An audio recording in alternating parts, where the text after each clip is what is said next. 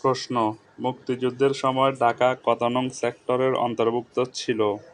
Option: ক ১ নং, খ ২ নং, গ ৩ নং আর ঘ ১১ নং।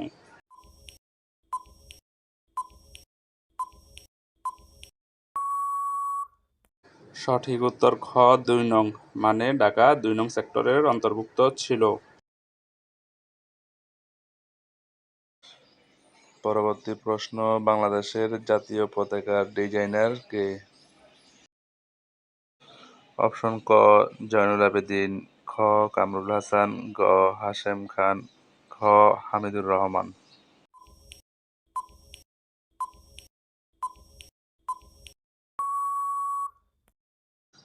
সঠিক উত্তর অপশন খ কামরুল হাসান, তিনি বাংলাদেশের জাতীয় প্রতীকেরও ডিজাইনার।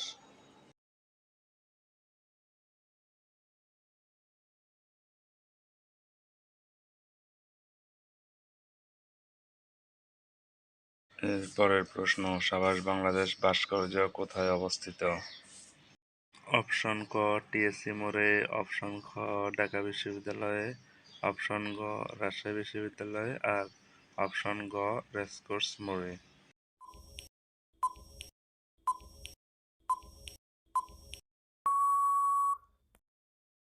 সঠিক উত্তর অপশন ঘ রাজশাহী বিশ্ববিদ্যালয়ে। আর এই সাভার বাংলাদেশ ভাস্কর্যটির স্থপতি হলেন নিতুন কুণ্ডু।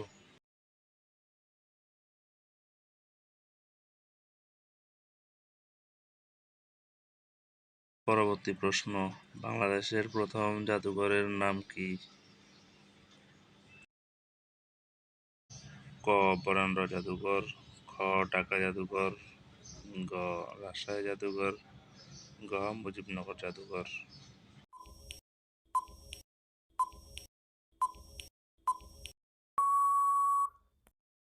সঠিক উত্তর অপশন ক বরেন্দ্র জাদুঘর, যেটি বাংলাদেশের রাজশাহীতে 1911 সালে প্রতিষ্ঠিত হয়।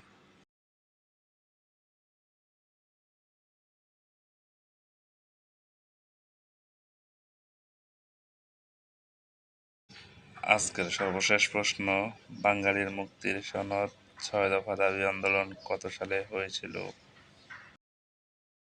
অপশন ক ১৯৫৮ সালে, অপশন খ ১৯৬২ সালে, অপশন গ ১৯৬৬ সালে আর অপশন ঘ ১৯৬৯ সালে।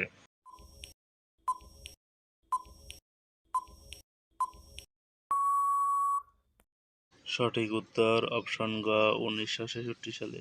এখানে উল্লেখ্য বিষয়, ১৯৬৯ সালে গণ অভ্যুত্থান আর ১৯৬২ সালে শিক্ষা আন্দোলন হয়েছিল।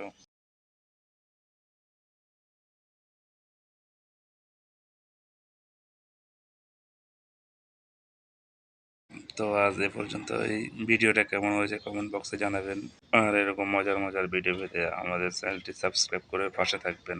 আসসালামু আলাইকুম।